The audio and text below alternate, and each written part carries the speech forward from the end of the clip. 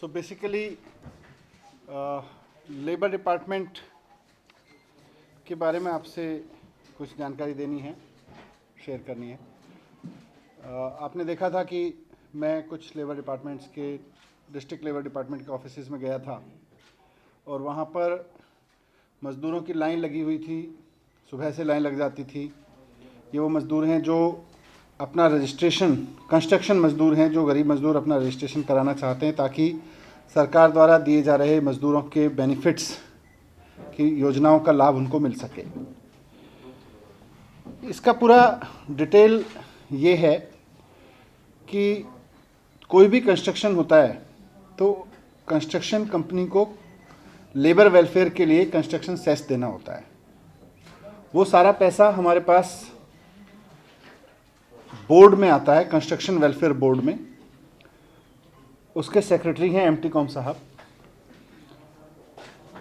वो भी मेरे साथ में प्रेस में कॉन्फ्रेंस में मौजूद हैं। और सरकार फिर उस पैसे को कंस्ट्रक्शन लेबर के वेलफेयर पे खर्च करती है। उसके लिए ज़रूरी है कि कंस्ट्रक्शन लेबर के पास में, उस कंस्ट्रक्शन बोर्ड के पास में उस लेबर का रजिस्टर्ड होना ज़रूरी है। ये बोर्ड किसी को तभी वेलफेयर स्कीम का फ़ायदा दे सकता है जब वो व्यक्ति हमारे पास में रजिस्टर्ड होगा। रजिस्टर्ड कंस्ट्रक्शन लेबर ही इन स्कीम्स का फ़ायदा ले सकता है। तो इसके रजिस्ट्रेशन प्रोसेस में काफ़ी कमियां थीं। मैं खुद भी डिपार्टमेंट के ऑफिसेज़ गया, जगह जगह से फीडबैक भी ली, तो ये समझ में आया कि रजिस्ट्रेशन प्रोसेस में थोड़ी पेचीदगी है और उसमें उसी की वजह से वहाँ टाउटिज़म है, उसी की वजह से डिले है, उसी की वजह से लोगों को लंबी लंबी लाइनों में लगना पड़ रहा है। तो काफ़ी स्टडी करके अब हमने ये तय किया है कि कंस्ट्रक्शन वर्कर का रजिस्ट्रेशन अब डोर स्टेप डिलीवरी के ज़रिए हो जाएगा। कोई भी कंस्ट्रक्शन लेबर, उसको पहले अपने डॉक्यूमेंट लेके, अपना सर्टिफिकेट लेके, अपना फ़ोटोग्राफ लेके लेबर दफ्तर आना पड़ता था। वहाँ पे उसको लंबी लाइनों में लगना पड़ता था। फिर तो जिस दिन वो आता था उस दिन उसको अपनी नौकरी से छुट्टी लेनी पड़ती थी जहाँ भी उसका काम है। उसके बाद फिर वेरिफिकेशन के लिए आता था, या कहीं साइबर कैफ़े में जाके जमा किए तब भी वेरिफिकेशन के लिए आना पड़ता था।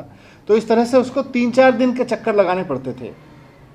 अब आज से ये सर्विस शुरू हो जाएगी 1076 पे, और अब किसी भी लेबर को, कंस्ट्रक्शन लेबर को दिल्ली में सरकारी दफ्तरों के चक्कर लगाने की ज़रूरत नहीं है। वो केवल 1076 पे फ़ोन करेगा, वो बताएगा कि मैं दिल्ली में कंस्ट्रक्शन लेबर हूँ और मुझे सरकार की योजना में रजिस्टर कराना है। तो सरकार का एग्जीक्यूटिव उसके बताए टाइम के हिसाब से उसके घर जाएगा, उसके सारे डॉक्यूमेंट वहीं पे वेबसाइट पे अपलोड कर लेगा जो भी रिक्वायर्ड हैं, और उसके बाद हमारा वो जो प्रोसेस है वो हमारे पास आ जाएगा, सेक्रेटरी साहब के ऑफिसेज़ में, डिस्ट्रिक्ट ऑफिस में ही आ जाएगा, और वहीं से उसको अप्रूव कर दिया जाएगा ऑनलाइन। उसके बाद उसको तुरंत एक एसएमएस चला जाएगा कि आपका रजिस्ट्रेशन हो गया है, आपका रजिस्ट्रेशन नंबर ये है, आप चाहें, अभी आपको अर्जेंट ज़रूरत है, आप लेबर डिपार्टमेंट से आके अपना सर्टिफिकेट लेके जा सकते हैं प्रिंट आउट। आप चाहें तो ये आपका लिंक है, यहाँ से आप प्रिंट आउट ले सकते हैं, या उसको 4 से 5 दिन के अंदर हम उसको होम डिलीवरी भी करा देंगे। उसके घर पे होम डिलीवर हो जाएगा वो सर्टिफिकेट। तो इस तरह से एक बड़े वर्ग की ये समस्या थी दिल्ली में, जो कंस्ट्रक्शन लेबर है, जिसको धक्के खाने पड़ रहे थे अपने रजिस्ट्रेशन के लिए, और उसकी वजह से रजिस्ट्रेशन कम हो रहा था। हमारे अनुमान के हिसाब से, जो मोटा मोटा अनुमान है, लगभग 10 लाख लेबर ऐसा है जो कंस्ट्रक्शन सेक्टर से जुड़ा हुआ है। और अभी तमाम प्रयासों के बावजूद 1,11,000 रजिस्टर्ड हमारे पास में हैं, और पिछले 1 महीने से काफ़ी और प्रयास भी किए। इसमें इंटरेस्टिंग ये है कि कंस्ट्रक्शन लेबर जब हम कहते हैं, तो मैं चाहता हूँ आपके माध्यम से ये भी बात लोगों तक पहुँच जाए कि कंस्ट्रक्शन लेबर केवल वो नहीं है जो सर पे ईंटें उठा के चलता है।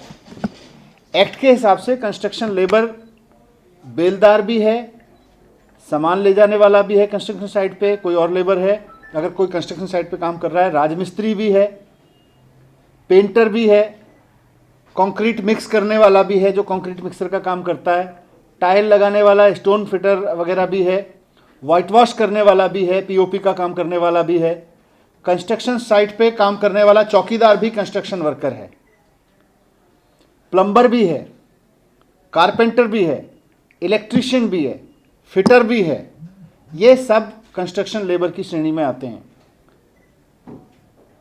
वेल्डर, शटरिंग, पंप ऑपरेटर, बार वाइंडर, ग्रेन ऑपरेटर, ये सब के सब कंस्ट्रक्शन लेबर की कैटेगरी में आते हैं। तो आमतौर पे जब हम कहते हैं कि कंस्ट्रक्शन लेबर वेलफेयर है, तो ऐसा एक इमेज बनता है कि वो लोग जो चिनाई का काम करते हैं खाली, या ईंटें ढोते हैं, उस तरह के लोग ही हो सकते हैं। इसीलिए मैंने बहुत स्पेसिफिक बोला कि चौकीदार उस जगह काम करने वाला, वाइट वॉश करने वाला, plumber, carpenter, electrician, fitter, welder, shuttering करने वाला, पंप ऑपरेटर, बार वाइंडर, क्रेन ऑपरेटर भी है, अगर बड़ी साइट है वहाँ पे क्रेन्स वगैरह लगती हैं। ये सब के सब कंस्ट्रक्शन वर्कर की श्रेणी में आते हैं। और इन सब को सरकार रजिस्टर करके, सरकार चाहती है कि इनके वेलफेयर के लिए मिलने वाली स्कीम्स का इनको फ़ायदा मिले। इनके वेलफेयर के लिए स्कीम्स क्या चलती हैं, मैं वो भी आपको बता देता हूँ। अपनी कोई भी मजदूर है, अगर अपनी शादी के लिए या अपने बेटे बेटी की शादी के लिए 35,000 से 51,000 रुपये की मदद मिलती है इमीडिएट। जो वर्कर 60 साल से ऊपर हो जाते हैं उनको फिर मंथली ओल्ड एज पेंशन मिलती है 3,000 रुपये की। तो 3,000 रुपये की पेंशन भी अपने आप में एक बड़ी सहायता है वैसे समय पे। हेल्थ एंड मैटरनिटी बेनिफिट 2,30,000 रुपये के मिलते हैं। बच्चे की एजुकेशन के लिए 500 से 10,000 रुपये महीने तक की स्कॉलरशिप है कंस्ट्रक्शन वर्कर के बच्चे के लिए। अगर किसी की एक्सीडेंट में डेथ हो जाती है तो 2 लाख रुपए के लिए उसको मिलते हैं। नेचुरल डेथ के उस पर 21 लाख रुपए और फिनरल पे 10,000 रुपये। डिसेबिलिटी अगर किसी को हो जाती है तो डिसेबिलिटी कवर है 1 लाख रुपए तक की। तो ये उसको बहुत सारे बेनिफिट्स हैं। हम चाहते हैं कि आपके माध्यम से ये सारी जानकारी लोगों तक पहुँचे। प्लम्बर की क्या कंस्ट्रक्शन वर्कर की क्या क्या कैटेगरीज हो सकती हैं और क्या क्या उनको बेनिफिट मिलते हैं। और अब 1076 पर फ़ोन करके कोई भी कंस्ट्रक्शन वर्कर इस कैटेगरी में आने वाला अपने घर पर सरकार के एग्जीक्यूटिव को बुला सकता है और वहीं उसका रजिस्ट्रेशन हो जाएगा। 5-6 दिन के अंदर अंदर उसका रजिस्ट्रेशन सर्टिफिकेट भी उसके घर पहुंचा दिया जाएगा। ये एक बड़ी वेलफेयर स्कीम है जो बड़ी सुविधा है लोगों के लिए लागू की है। मैं चाहता हूं आपके ज़रिए ये आम लोगों तक पहुंचे और इस काम में जुड़े हुए लोग गरीब लोगों का मदद कर सकें। सर, इसमें जो लेबर जो होगा वो अपने आप को कैसे क्लेरिफाई करेगा मैं लेबर हूं और मैं इसमें नॉर्म्स में आ रहा हूं? इसमें हमने सेल्फ सर्टिफिकेशन लगा दिया है कि आपको इस कानून के हिसाब से उसको 90 दिन इसमें से कोई एक काम करते हुए होना चाहिए। साल में 90 दिन मिनिमम आपने ये काम किया हो तो आप लेबर हैं। वो इलिटरेट लेबर उसके पास वो ट्रैक कहां से आएगा? वो सेल्फ सर्टिफाई कर देगा ना कि भाई सेल्फ सर्टिफाई तो कर ही देगा। एक एप्लीकेशन लिख के कि मैं सर फॉर्मेट हमारा लेके जाएगा, फॉर्मेट भी है हमारा, सहायक लेके जाएगा, वही उससे साइन करा लेगा। और एक सवाल है एजुकेशन से जुड़ा हुआ है। कुछ लोगों की लॉकडाउन में नौकरियां गई, खासकर मजदूर वर्ग की, तो उन्होंने अपने बच्चों की पढ़ाई छुड़वा दी जो आपके स्कूलों में पढ़ते थे ताकि घर को आर्थिक मदद कर सके। इसको देखने के लिए क्या कर रहे हैं कि जो बच्चों की पढ़ाई छूट गई उनको वापस स्कूल में लाए या? देखो कोई विशेष उस पर किसी ने छोड़ी हो ऐसा मेरे संज्ञान में नहीं है अभी, लेकिन सरकारी स्कूलों में ऑनलाइन क्लासेस चल रही हैं। सरकारी स्कूलों में कोई फ़ीस नहीं होती कि किसी व्यक्ति को बच्चे की फ़ीस के कारण पढ़ाई छोड़नी पड़े। अगर किसी का बच्चा प्राइवेट स्कूल में पढ़ता था तो हम खूब एनकरेज कर रहे हैं कि आप गवर्नमेंट स्कूल में एनरोल करा लीजिए, आसपास के किसी न किसी गवर्नमेंट स्कूल में एनरोल करा देंगे। और सरकारी स्कूल की क्लासेस भी इतनी लंबी चौड़ी बहुत पूरे दिन की तो है नहीं, किसी भी स्कूल की नहीं है।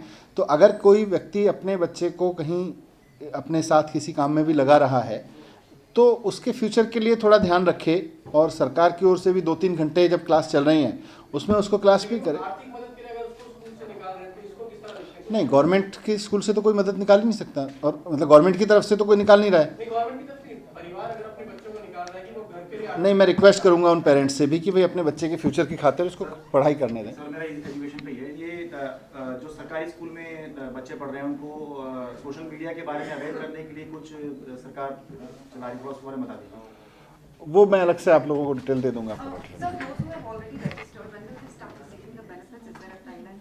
नहीं, उनको जो बेनिफिट चाहिए उसके लिए उनको अप्लाई करना पड़ेगा, अभी भी मिल रहे हैं।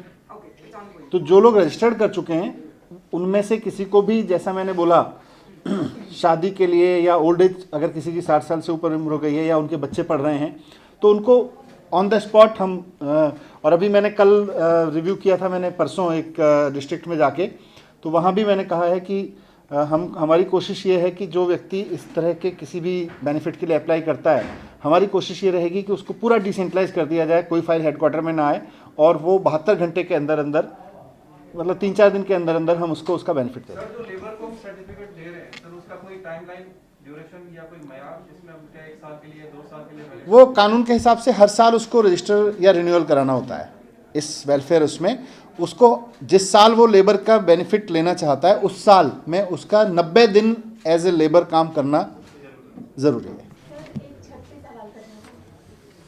सर, छठ पूजा को लेकर के बीजेपी बार-बार कह रही है कि केजरीवाल अपनी दीपावली में ऐसा कुछ नहीं किया, लेकिन छठ जो महापर्व है उस पर इस तरीके की रोक लगा रहे हैं, तो इससे आप अभी मैंने आपके चैनल पे किसी पे सुना कि हरिद्वार में गंगा आरती तक बंद की जा रही है। कल माननीय कोर्ट ने भी कहा था कि जिंदा रहेंगे तो भगवान की पूजा कर पाएंगे, प्रकृति की पूजा। मुझे लगता है इन सब के बीच बैलेंस बनाना बहुत ज़रूरी है।